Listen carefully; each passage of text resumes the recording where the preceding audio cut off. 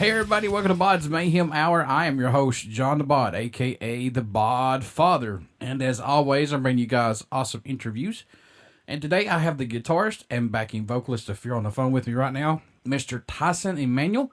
Going to be talking to him about their new EP that's out and it's released today, actually. It's a 5-track EP called The Curse Lives On. This is their follow-up to their debut full-length, Insanitarium, out now. So these guys are from Canada. They rock out with the best of them, and it's good to see that there's more metal, more thrashers all over the place. So Tyson, how's it going? Really good, man. Thanks for having me today. Not a problem. Let's jump right into this. What's impressed you the most about making the EP, The Curse Lives On? What's caught your eye or impressed you about it the most as of right now? Oh, well, I guess, long story short, when I was 15 years old, when dinosaurs roamed the earth, I discovered Iron Maiden, via Power Slave, and picked up the guitar. And then fast forward many years, I basically have been doing music, metal music for many years, and my band were just basically trying to decide on a cover to do, and it's not something we typically approach, mainly because we typically fight about it, and, we want to do Pantera or Metallica or Slayer, and we just can't seem to agree. But somehow I was able to spearhead the idea of doing Rime of the Ancient Mariner with a little bit of arm twisting. And for me, as far as the personal journey is concerned, it's kind of a full circle, where the guys who made me pick up the guitar, it's kind of a homage to them. And so I'm ecstatic about having this epic song from an epic band put onto our CD, and hopefully, the fans will agree that we did a really good job. And I think, we honored the band and the legacy. Who produced this EP, or did you guys do it yourself? Most of our stuff is self-produced right now. We're hoping right now that a couple of German labels might pick us up, and I guess we're kind of focusing on Germany right now and hoping that we get that interest. And it was basically mixed by John Howard from Threat Signal. I don't know if you guys are familiar with them, but he worked on the album. Why go the EP route? Are you guys going to put these tracks onto another full length later on, possibly? I know there's a couple live tracks on here, or what do you want to do? No, these are probably just going to be on this EP, and it's more so of kind of a tie you over with a little bit of a snack. When we released the Insanitarium album, we didn't really give it a really big push, and we've got 2 new band members on board. So we've done a couple of shows for the Insanitarium, and so those guys, they got up to speed quite quickly. But we're also now starting to write new material. So, we're going through those kind of growing pains with the new band members and writing new material. So we'll have a full-length album with new material on it. It won't have any of the EP stuff, but this is just sort of a tie the fans over till we get to that next one. I want to go back to the do-it-yourself producing thing. Do you guys like this side of it? I mean, you guys doing it yourself rather than a producer coming in to help you guys? Let's talk about that a little bit. You know what? I'm open to having a producer come in and work with us, and I think that will be another growing pain because we've been, self-producing for a while and writing our own music. Mm-hmm. But I don't know. I'm really open as long as I guess the producer comes in and they're not trying to kind of Lady Gaga us up or something like that. I think I would be pretty fine with someone who's either worked with Pantera or Metallica or any of those bands and understands our vision and then comes in. So I'm really open to that. Are there any songs off this EP, Tyson, that stand out more to you than any on it as of right now, possibly? Well, for me, it's all about rhyme, really. That's the centerpiece of the album. And then we have the one-off Dirty Work that didn't make it onto the original release that we had done. And then we've got the 3 live tracks, which are really good, but they're on the Insanitarium album in their studio form. So for me, rhyme is the jewel of the CP. Yeah, I want to go to that. And, that's for folks that don't know, that's Iron Maiden's song Rime of the Ancient Mariner. And was it hard to get everybody on board for this, or was it just like a hands down, yes, that's what we're going to do right there, 100%? No, it was a little bit of arm twisting, but I think that there was definitely a willingness. I don't know. I think we basically deliberated for a couple of weeks, going back and forth, and I just kind of stuck with it. I just kept hammering it in. I really wasn't willing to do any other song because we really didn't have a consensus on anything else. And as far as Maiden is concerned, it was a real pain in the ass to pick a cover. You know what I mean? Because there's so many songs that we would love to do. But I think that this, to me, Rhyme is sort of that, like I said, it's sort of that timeless piece that they've composed. And I just feel that it's such a strong signature for the band. And this is your guys' first ever cover, right? That's correct, yeah. That's wow, that's crazy to believe. I mean, you know what I'm saying? Because you would think that bands would start out doing covers, and that's a good thing, though. That's awesome. Well, I should correct that. I mean, recording-wise, we've never recorded a cover. Yeah. Okay. We have done a couple of live tracks in the past. We've done Tornado of Souls by Megadeth. We've done actually a song by Queensryche, I believe. So we do try things for live. We might throw one here or there, but never anything to really put onto a CD. How much growth musically have you seen yourself and this band go through up to the release of Insanitarium and the new EP, man? I think musically there's a maturity that happens over time. And I think back in the day, I just really wanted to jam as many notes as possible into, the songs and solo over everything. And I think over the years I've just started to actually just want to hear music and melody. And I just want songs to really stand on their own. I don't want it to appeal to just, say, the guitar guys or just the musicians. You know what I mean? I'd like just the average folk to listen to our songs and go, it's really catchy, get their feet tapping and stuff like that without it being overly hooky, and trying to bait them with that kind of stuff. Now, with you guys, how's the writing and recording process with this group? And, and do you guys do anything differently to keep your minds open and fresh to new stuff from album to album? Oh, absolutely. I would say as a band, we're quite eclectic, and our influences, will span the entire gamut of not just metal, but music in general. So I think what I'm hoping to see in the new material we write is definitely all of that flavor into our songs. It's still going to be really heavy, but I think for me, in terms of having atmosphere and melodies and stuff like that, they're just going to be I think there'll be stronger songs overall. That's really my hope. And again, bringing in with the maturity and not just trying to get people to look at us and look how great we are. It's just, I want to write music that we're proud of. What do you hope the fans take away from the new EP or the full length once they start to listen to these, man? Honestly, I guess I don't really know. I think everyone's going to have their own. Hopefully it's well received by people who are metal fans, and especially the Maiden fans, because, people don't want people to fuck with Maiden, and sure. Well, yeah. It's kind of like the sacrifice or the sacred cow, I guess, of metal in a way. So for me, I know it was big for us to go and do something like that. And but if you're going to do something, do it right. And hopefully the fans will appreciate what we've done. And Phear, really, its legacy's been for a while. The seeds were planted in 2004, so we've been going before that, and we've been going after that, kind of up and down. Obviously, there's personal stories, and there've been breaks here and there, and I guess the typical politics you'd have with any band situation. But this is kind of a testament, to us that we've been really just sticking it through. What can fans expect at a show from Phear when they come out to see you guys play? Hopefully not an epileptic seizure.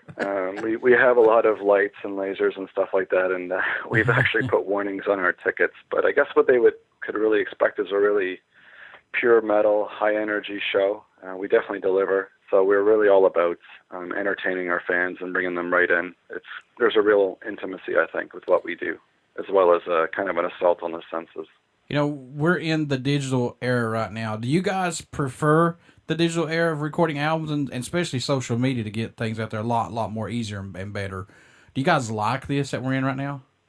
I do like it for its ease, but there's something to be said about being in a studio and recording to tape, which is when we were starting with our previous band Rampage, we had gone to a studio. We were recording on 2-inch tape, and there was a lot more, I think, core purity in the sound, and we were kind of doing it raw with the microphones and the amps and stuff. And these days a lot of bands are going with, I think, too many emulators and a lot of digital stuff, which to each their own. And I'm sure it creatively it has its own palette. But I'm a bit of a dinosaur, and I think I kind of like a little bit of the old school, but I've got my foot in the new school as well. I think there needs to be a balance, basically. Yeah, I agree. And it's amazing that an app that you could install on like Pro Tools or something cost upwards up to $800, $900. I mean, and I'm sitting here going, are you fucking kidding me? It's just a freaking tool that you can download to use. I don't get it. I would imagine if it's like a video game industry and they've got, a bunch of developers working on it for 2 years or something, and those guys are, eating craft dinner, maybe they need to get paid for that eventually. And I mean, I don't really know what goes into the cost. Sometimes it could be just plain greed too. I mean, so you just got to take it. And if that tool that you're downloading is benefiting you and making you money in a way, it's kind of hard to create that, like in terms of how that money is dispersed. How much local support does Phear get in Canada and the U.S.? And is there a region that has surprised you of the support you guys have gotten? I think that's maybe a bit of a premature question. I know we've been getting some interest in the States and Europe, but I think it's only just started.